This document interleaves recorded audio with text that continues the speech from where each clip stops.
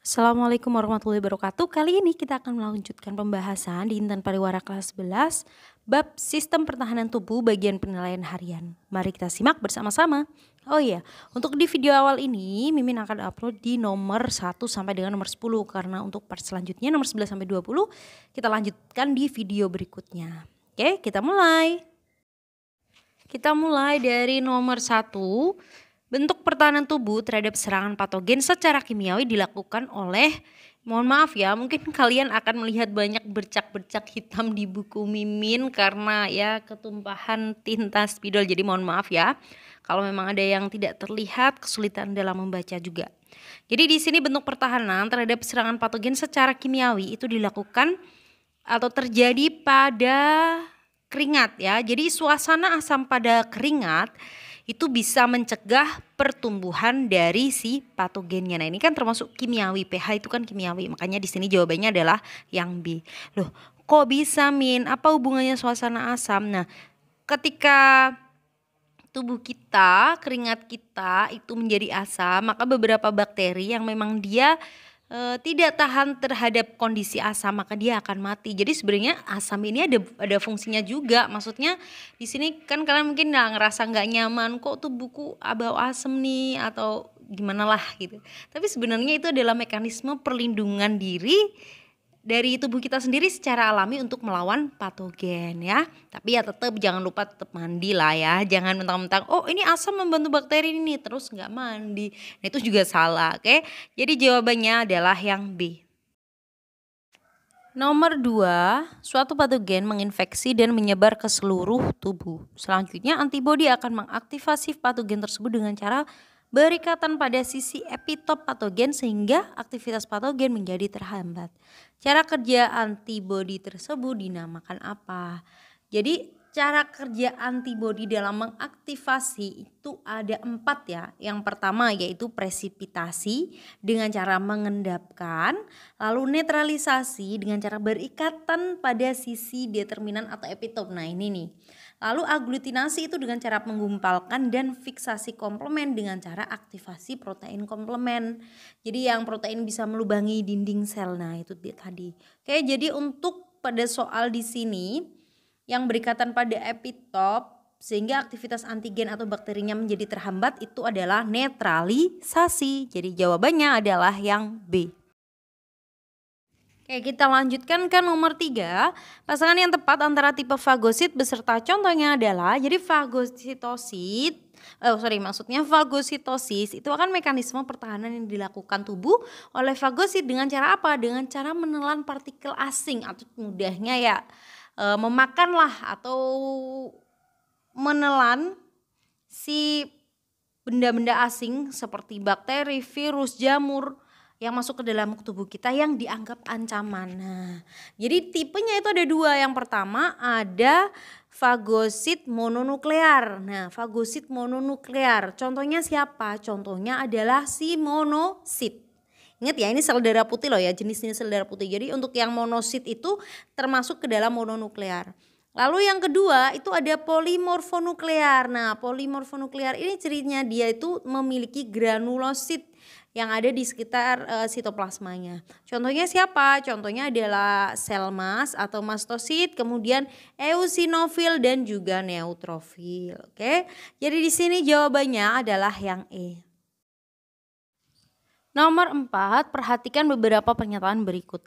Pernyataan yang tepat mengenai protein antimikrob ditunjukkan oleh angka.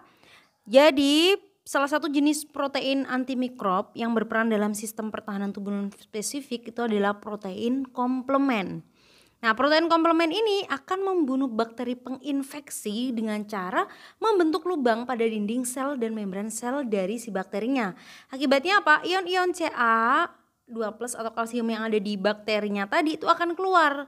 Lalu digantikan dengan garam-garam mineral dari luar yang akan masuk ke dalam si tubuhnya bakteri tubuh. Masuk ke dalam selnya bakteri. Akibatnya apa? Sel bakteri menjadi pecah. Nah, ini contoh dari protein antimikrob yang protein komplement. Oke, jadi di sini yang termasuk yang mana nih? Yang mana? Oke, dimulai dari nomor 1. Terjadi mekanisme releasing, nggak ada ya, nggak ada hubungannya. Membunuh bakteri yang nomor 2, membunuh bakteri dengan cara membentuk lubang. Nah, ini betul. Lalu nomor tiga daerah terinfeksi menjadi berwarna kemerahan. Bukan ya, ini inflamasi nih, inflamasi. Keempat, dihasilkan saat virus masuk melalui kulit dan membran mukosa. Nah ini boleh. Kemudian nomor 5, dapat dihasilkan oleh sel-sel yang terinfeksi virus. Nah ini juga betul. Oke. Jadi jawabannya adalah yang D, 2, 3 dan juga nomor 2, 4 dan juga nomor 5. Nomor 5, tubuh manusia memiliki kemampuan untuk memproduksi bermacam-macam antibodi. Karena apa?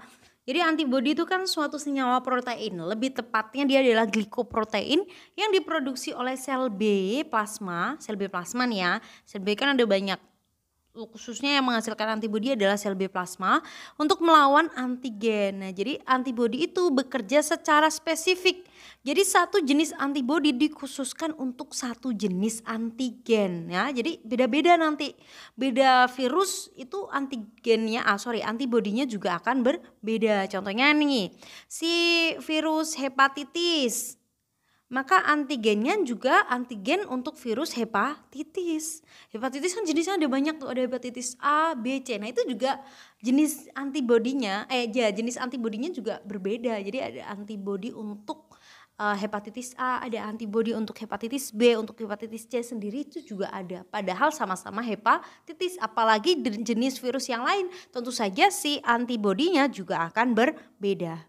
Jadi di sini jawabannya adalah yang A karena adanya spesifitas antibodi terhadap antigen tertentu.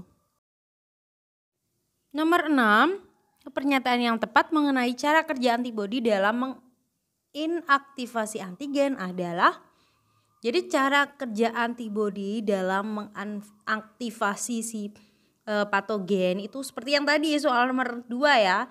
Ada netralisasi, kemudian ada aglutinasi penggumpalan itu tadi, lalu presipitasi pengendapan dan juga fiksasi komplement dengan protein komplement.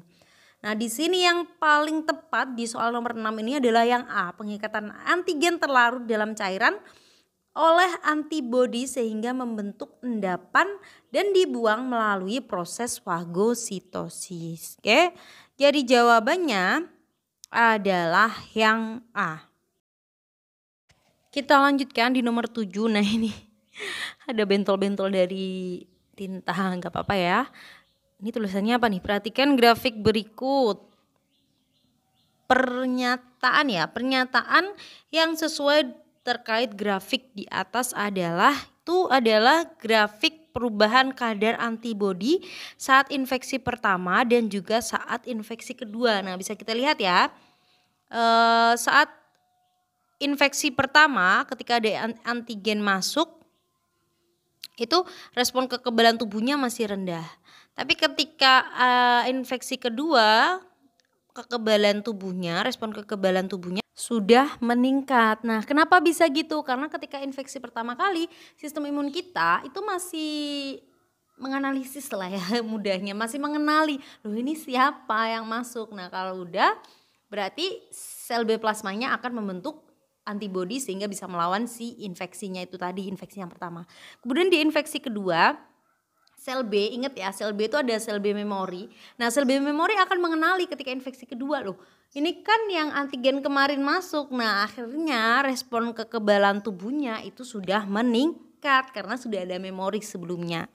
Jadi jawabannya di sini adalah yang C. Nomor 8, sel yang berfungsi membunuh sel-sel tubuh abnormal dan melawan patogen sebelum sistem pertahanan tubuh spesifik aktif adalah, jadi ini tugasnya si natural killer ya atau sel NK. Dia tuh turunan dari limfosit yang kerjanya pada sistem pertahanan tubuh non spesifik. Jadi kerja duluan nih daripada si sel B sama sel T. Oke, jadi jawabannya adalah yang A. Oke, nomor 9, asam mefenama telah dikenal sebagai obat anti peradangan atau anti inflamasi. Nah, cara kerja obatnya kira-kira seperti apa ya? Di sini si asam mefenamat itu termasuk ke dalam obat golongan NSAID. Jadi non steroid anti-inflammatory drug. Jadi dia memang untuk anti peradangan gitu ya. Obat golongan ini itu bekerja dengan cara menghambat aktivitas enzim siklooksigenase yang berperan dalam biosintesis prostaglandin. Lalu prostaglandin sendiri itu apa? Dia kan sebuah mediator inflamasi yang bekerja sebagai vasodilator, yaitu zat yang bisa memicu pelebaran pembuluh darah dan menimbulkan rasa nyeri. Jadi tanpa adanya prostaglandin itu tadi, maka pembuluh darah tidak dapat melebar sehingga aliran darah kita tidak mengalami peningkatan. Nah, akibatnya apa? Peradangan itu tidak bisa berlangsung. Sedangkan asam mefenamat itu tidak menghambat aktivitas enzim si histidin dekarboksilase. Contoh dari obat yang bisa digunakan untuk menghambat aktivitas ini adalah si antihistamin. Oke, kalau antihistamin kayaknya udah nggak asing nih. Jadi jawabannya di sini adalah yang E. Nomor 10, pengobatan penyakit AIDS dilakukan menggunakan antibodi monoklonal BNABS. Antibodi yang tersebut bekerja dengan cara apa? Jadi AIDS itu kan infeksi yang disebabkan oleh virus HIV yang mengakibatkan melemahnya sistem kekebalan tubuh. Jadi pada permukaan virus tersebut itu terdapat molekul glikoprotein yang dapat berikatan dengan reseptor sel pembantu, sel T pembantu. Jadi virusnya akan menyerang sel T pembantu, kemudian akan memperbanyak diri. Jadi penyakit AIDS itu bisa diobati dengan antibodi monoklonal BNABS itu tadi. Kenapa? Karena antibodi monoklonal ini bisa berikatan dengan molekul glikoprotein, sehingga virus tidak dapat berikatan dengan sel T pembantu. Akibatnya infeksi HIV tidak berlangsung. Oke, jadi jawabannya adalah yang E. Sekian pembahasan kita kali ini, semoga bermanfaat. Terima kasih. Wassalamualaikum warahmatullahi wabarakatuh.